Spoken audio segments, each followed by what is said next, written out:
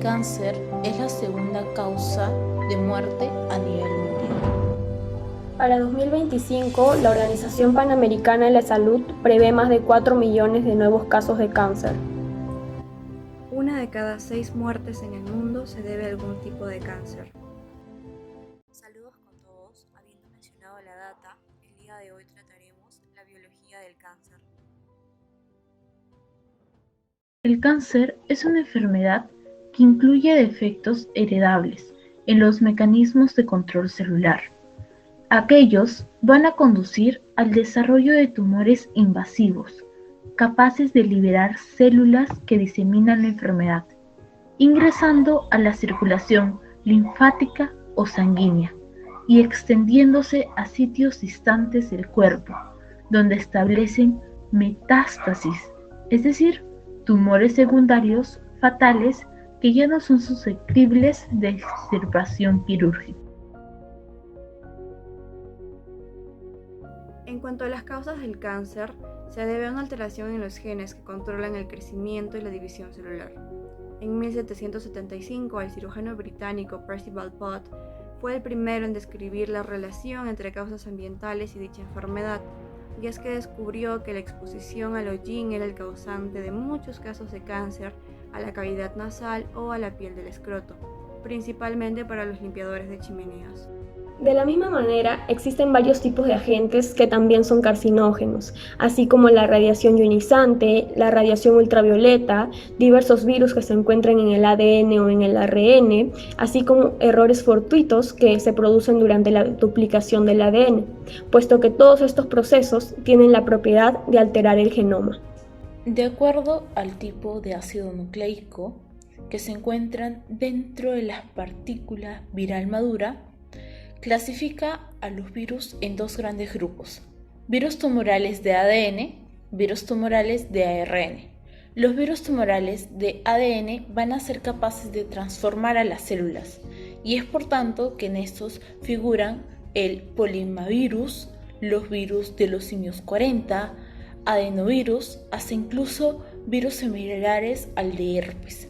Por otra parte, los virus tumorales de ARN también van a ser llamados retrovirus.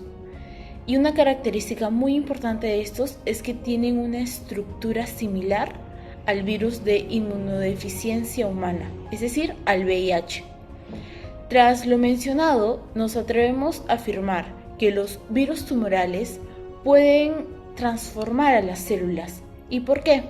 Porque van a aportar genes cuyos productos interfieren con las actividades normales que regulan el crecimiento celular. Según epidemiólogos, las causas de ciertos cánceres resultan bastante evidentes.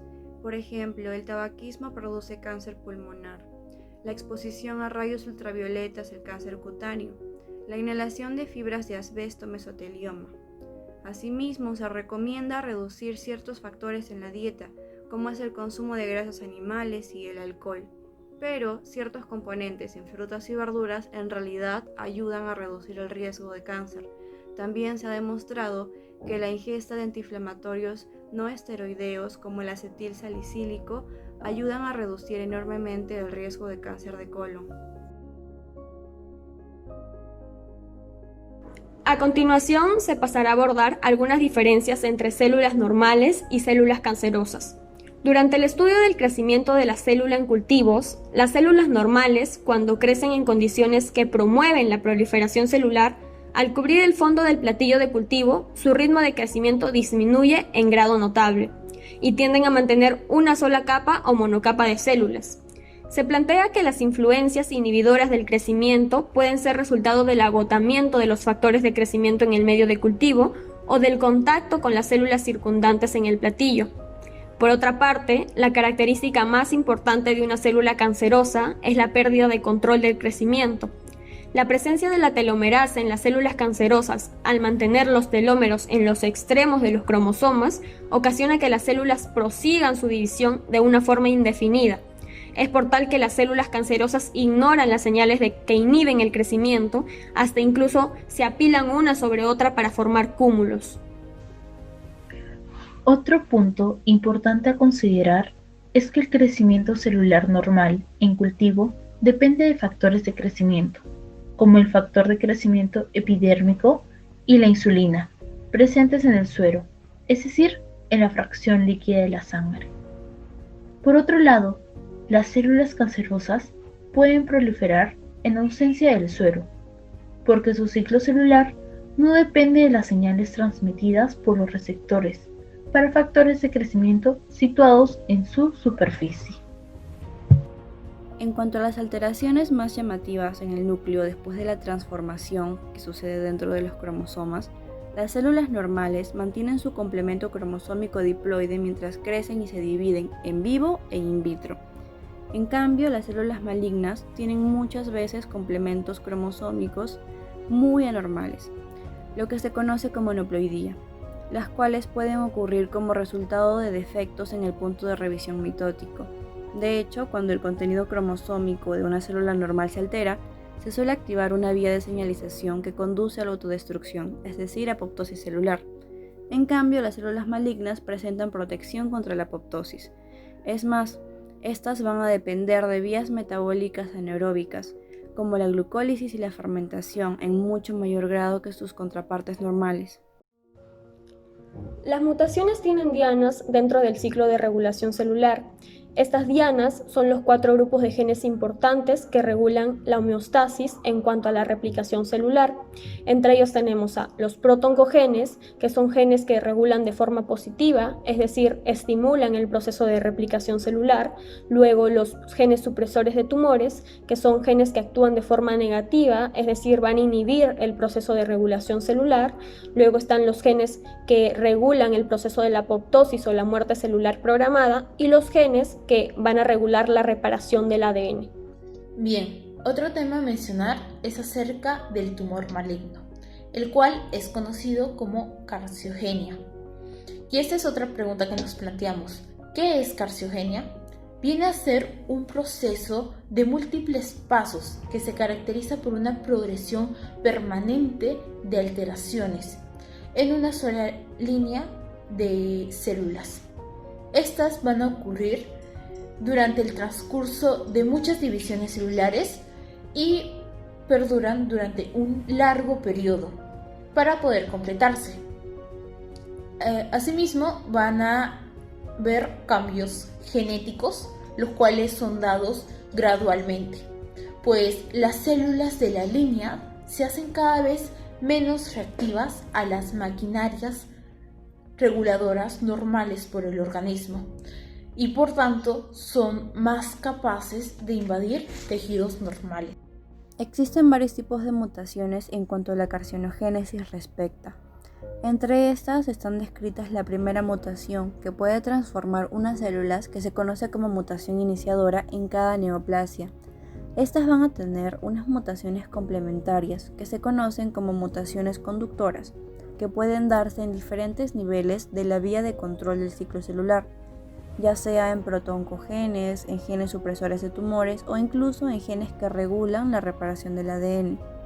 La suma de mutaciones le van a dar a la célula un fenotipo maligno, es decir, que va a ir adquiriendo las características que vayan a favorecer el desarrollo del cáncer. Posterior a esto, la acumulación de más mutaciones va a iniciar el mismo. También existe el concepto de mutaciones pasajeras, que son mutaciones que se dan en cierto tiempo pero no van a tener una traducción fenotípica, debido a que se pierde la integridad de los genes que son responsables del mantenimiento del genoma.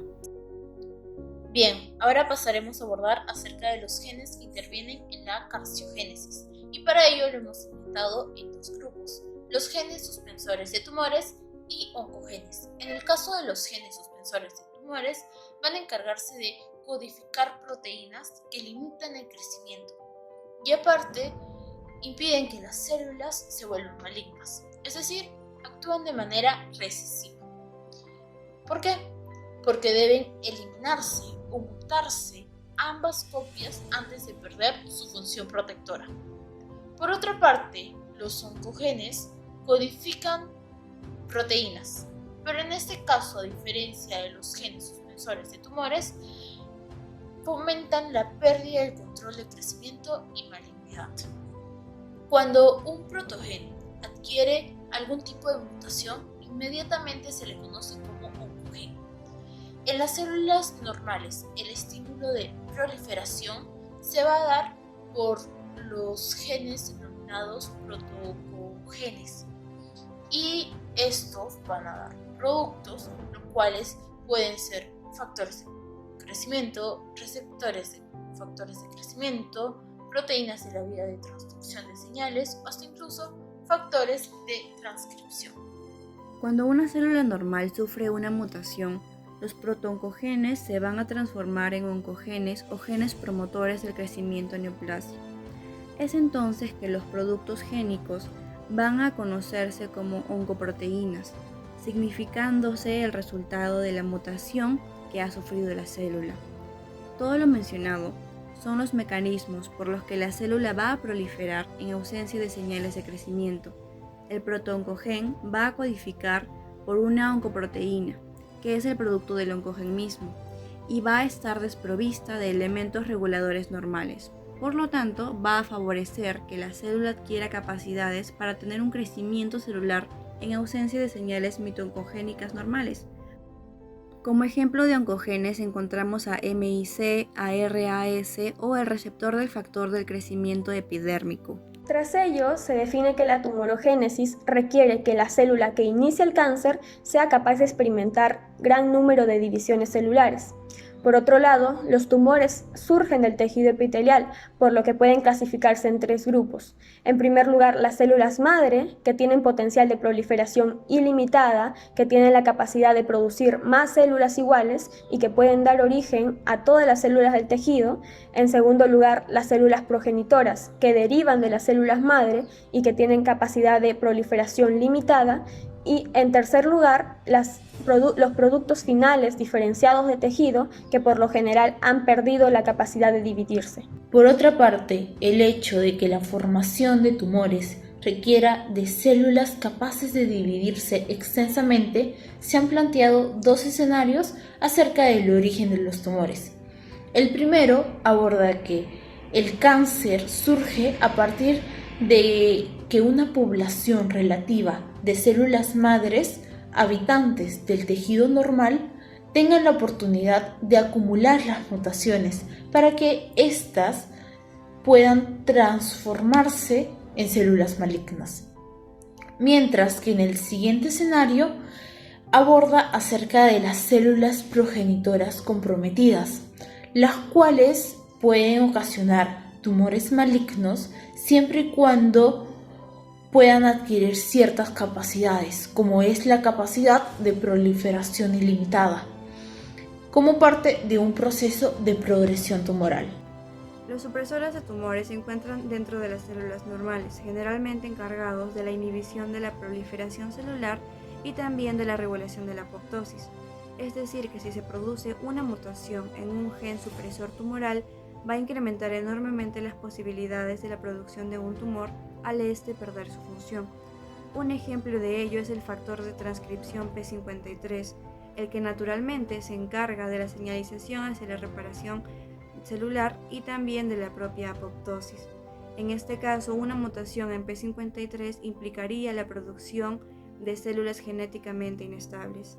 En la actualidad, el cáncer se trata con cirugía, quimioterapia y radiación, pero existen otras terapias más en prueba. Podemos mencionar inmunoterapia, terapia génica, inhibidores de proteínas codificados por oncogenes e inhibición de oncogénesis.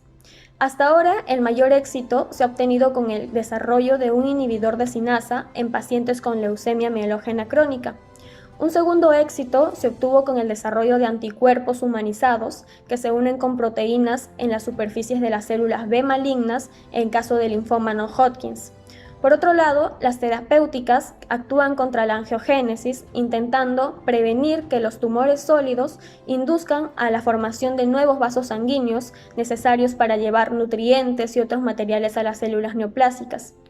Finalmente, se han identificado varios agentes que bloquean la angiogénesis, pero no se han tenido mayores éxitos en las pruebas clínicas.